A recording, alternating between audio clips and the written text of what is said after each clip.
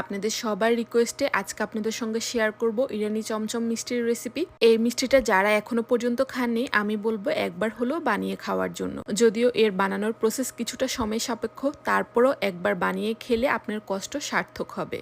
এতটা মজাদার হয় এই মিষ্টিটি। মিষ্টি বানানোর জন্য প্রথমেই ছানা বানিয়ে নিতে হবে। আমি আজকে 2.5 কাপ ছানা ব্যবহার করব এই মিষ্টি বানানোর জন্য। কিভাবে পারফেক্ট ছানা বানাতে হয় সেই রেসিপি ভিডিওটি আমার পেজে কিছুদিন আগেই দেওয়া হয়েছে। আপনারা সেই ভিডিও দেখে ছানাটা বানিয়ে নিয়ে তারপর রেসিপিটা দেখে নেবেন।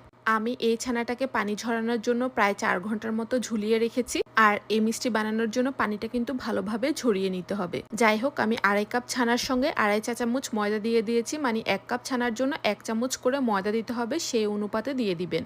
ব্যাস, এর মধ্যে কিন্তু আর কিছুই দিতে হবে না, শুধুমাত্র ময়দাটা বাইন্ডিং এর জন্যই দিলে হবে। এবার হাতের সাহায্যে 5 থেকে 6 মিনিট পর্যন্ত এই ছানাটাকে ভালোভাবে মথে নিতে হবে, যাতে ময়দাগুলো ভালোভাবে ছানার সঙ্গে মিশানো হয়। আর যখনই ছানা মাখতে মাখতে দেখবেন ট্রে থেকে এভাবে উঠে আসছে, তাহলে বুঝে নিবেন ছানা মাখাটা কিন্তু পারফেক্ট হয়ে গেছে। ছানাটা ভালোভাবে মেখে নেওয়া হয়ে গেলে এটাকে একটি মন্ডের মতো বানিয়ে নিয়ে এখন চিনির শিরা বানিয়ে নিব। এর জন্য একটি পাতিলে নিয়ে নিচ্ছি 2 কাপ চিনি, এর সঙ্গে দিয়ে দিব 6 কাপ নরমাল পানি। তারপর চিনিটাকে একটু নেড়েচেড়ে মিশিয়ে নিয়ে চুলার আঁচ মিডিয়াম হিটে রেখে শিরাটাকে চুলার উপর বসিয়ে রাখবো।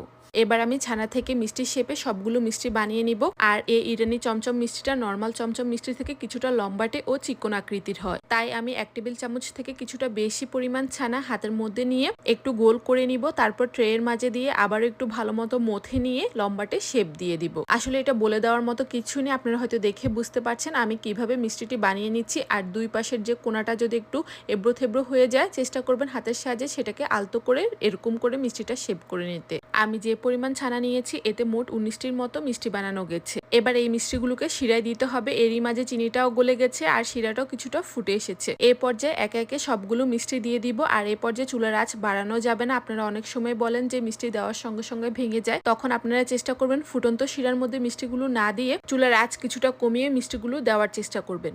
আমি সবগুলো মিষ্টি দিয়ে ঢাকনা দিয়ে ঢেকে দিয়েছি। এবার এই মিষ্টিটাকে জাল করে নিব 15 মিনিটের মতো। এই 15 মিনিটের মাঝে ঢাকনাটা কোনোভাবে উঠানো যাবে না। যদি প্রয়োজন হয় আলতো করে পাতিলের চারপাশ ধরে এভাবে নেড়ে দিতে পারে। মিষ্টিটা 10 মিনিটের মতো জাল করা হয়ে গেলে আমি পাশের চুলায় কিছু পরিমাণ পানি বসিয়ে রেখেছি, কারণ এই পানিটা পরবর্তীতে ব্যবহার করতে হবে। এবার 15 মিনিট পর আপনাদেরকে ঢাকনাটা উঠিয়ে দেখাচ্ছি। দেখুন মিষ্টিগুলো প্রায় ডাবল হয়ে গেছে, কিন্তু একটাই সমস্যা, আমি যে পাতিলে মিষ্টিগুলো শিরায় বসিয়েছি সেই পাতিলের তলানিটা মিষ্টিগুলোর তুলনায় কিছুটা ছোট হওয়ার কারণে মিষ্টিগুলোর শেপ অনেকটাই নষ্ট হয়ে যাচ্ছে, আবার কিছু মিষ্টি তলানিতে রয়ে যাচ্ছে। এই কারণে আমি পাতিলটা চেঞ্জ করে নিয়েছি। আপনারা এই ব্যাপারটি খেয়াল রাখবেন, অবশ্যই চেষ্টা করবেন 13 থেকে 14 ইঞ্চি চওড়া পাতিল ব্যবহার করার জন্য। আমি যে পরিমাণ মিষ্টি বানাচ্ছি সেই অনুপাতে মিষ্টি বানালে।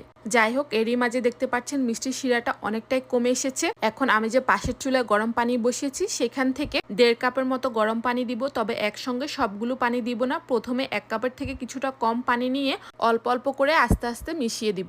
একসঙ্গে যদি সম্পূর্ণ পানিটি মিশাতে চাই তাহলে দেখা যাবে মিষ্টিটা অনেক সময় চুপসে যায়, তাই অল্প অল্প করে পানি মিশাতে হবে। আর প্রথম থেকে শেষ পর্যন্ত চুলার আঁচ হাই হিটে রেখেই কিন্তু মিষ্টিটা বানিয়ে নিতে হবে। আমি প্রথমেই যে 1.5 কাপের মতো গরম পানি ব্যবহার করেছি সেই পানিটা 10 মিনিট হাই হিটে জাল করে নিয়ে যখন আবার কিছুটা শুকিয়ে আসবে তখন আবারও 1 কাপের মতো গরম পানি দিয়ে দিচ্ছি। এভাবে আমি দুইবার পানি অ্যাড করে 10 মিনিট করে 20 মিনিট জাল করে নিয়েছি। দুইবারে পানি অ্যাড করে 20 মিনিট জাল করার পর এখন শিরাটাকে আবারও পাতলা করার জন্য 1 কাপের মতো গরম পানি দিয়ে দিয়েছি। আপনাদের অনেকের প্রশ্ন থাকে মিষ্টি গরম অবস্থায় ঠিক থাকে, কিন্তু যখনই ঠান্ডা হয়ে যায় তখনই মিষ্টিটা শক্ত হয়ে যায় উপর দিয়ে। এর মূল কারণ হচ্ছে শিরার ঘনত্ব। যখনই আপনারা মিষ্টিগুলো নামাবেন চেষ্টা করবেন শিরাটা পাতলা অবস্থায় নামাতে। যদি শিরাটা অতিরিক্ত ঘন থাকে তাহলে আমার মতো এরকম গরম পানি দিয়ে আরো 3 থেকে 4 মিনিট হাই হিটে জাল করে নিয়ে তারপর মিষ্টিগুলো নামিয়ে নেবেন। এতে করে মিষ্টিগুলো ঠান্ডা হওয়ার পরও সফট থাকবে। আর মিষ্টিটা পারফেক্টলি সিদ্ধ হয়েছে কিনা এর জন্য আমি 1 বাটি পানির মাঝে একটি মিষ্টি ছেড়ে দিয়েছি। দেখুন মিষ্টিটা একেবারেই তলানিতে চলে গেছে, তার মানে মিষ্টিটি পারফেক্টলি সিদ্ধ হয়েছে একেবারেই ভেতর থেকে। তারপর ঢাকনা দিয়ে ঢেকে মিনিমাম 5 থেকে 6 ঘন্টা মিষ্টিগুলোকে রেখে দিতে হবে ঠান্ডা হওয়ার জন্য। আমি সারা রাত রেখে দিয়েছি। এবার পরের দিন সকালে দুধের শিরা বানানোর জন্য একটি ফ্রাই প্যানে নিয়ে নিচ্ছি 1 লিটার তরল দুধ। এবার এই দুধটাকে নেড়ে চেড়ে জাল করে নিতে হবে দুধে বলক উঠে আসা পর্যন্ত। যখনই দুধটা ফুটে আসবে সেই পর্যায়ে এর মধ্যে মিষ্টির জন্য দিয়ে দিচ্ছি 1/4 কাপ চিনি। এটাই পারফেক্ট মিষ্টির একটি পরিমাপ, এর থেকে বেশি দিলে খাওয়ার সময় হয়তো ভালো লাগবে না। এবার এটাকে নেড়ে চেড়ে একটু মিশিয়ে নিয়ে চুলার আঁচ মিডিয়াম হিটে রেখে জাল করতে হবে প্রায় আধা ঘন্টার মতো। আধা ঘন্টা জাল করার পর দুধটা ঘন হয়ে অর্ধেক হয়ে যাবে। এই পর্যায়ে চিনির শিরায় ভিজিয়ে রাখা মিষ্টিগুলোকে হাতের সাহায্যে চিপে যতটা সম্ভব শিরাটা ফেলে দিতে হবে। তারপর সঙ্গে সঙ্গে এই দুধের শিরার মধ্যে দিয়ে দিতে হবে। সবগুলো মিষ্টি দেওয়া হয়ে গেলে এবার একটি স্প্যাচুলারের সাহায্যে আলতো করে সবগুলো মিষ্টি উলটপালট করে মিশিয়ে দিতে হবে দুধের সঙ্গে। তারপর অপেক্ষা করতে হবে দুধে এক বলক উঠে আসা পর্যন্ত। যখনই দুধটা ফুটে আসবে সে পর্যায়ে ঢাকনা দিয়ে চুলার আঁচ লো হিটে করে জাল করতে হবে 5 থেকে 6 মিনিটের মতো। 5-6 মিনিট জাল করার পর ঢাকনাটা উঠে এবারও আলতো করে নেড়ে দিচ্ছি, কারণ এই পর্যায়ে দুধের শিরাটা কিন্তু অনেকটা ঘন হয়ে যাবে, তাই খেয়াল রাখবেন যাতে নিচে দিয়ে তলানিতে লেগে না যায়। তারপর ঢাকনা দিয়ে ঢেকে এই মিষ্টিটাকে ঠান্ডা হওয়ার জন্য কয়েক ঘন্টা রেখে দিতে হবে। আর অবশ্যই ঢাকনা দিয়ে ঢেকে রাখবেন, না হয় মিষ্টিগুলো উপর দিয়ে শক্ত হয়ে যাওয়ার সম্ভাবনা থাকবে। মিষ্টিগুলো ঠান্ডা হতে হতে এরই মাঝে আমাদের কয়েকটি মিষ্টি খাওয়াও হয়ে গেছে।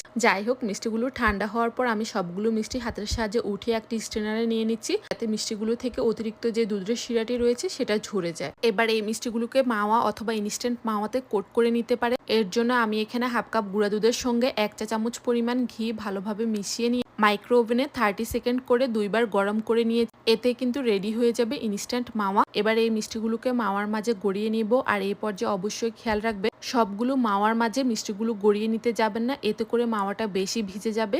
আপনারা প্লেটের এক পাশে একটি মিষ্টি রাখবেন আর মাওয়াটা দিয়ে অল্প অল্প করে কোট করে নিন, তাহলে অল্প পরিমাণ মাওয়া দিয়ে কিন্তু মিষ্টিগুলো কোট করে নিতে পারবেন। তো এই তো তারপর সার্ভিং ডিশে নিয়ে নিয়েছি।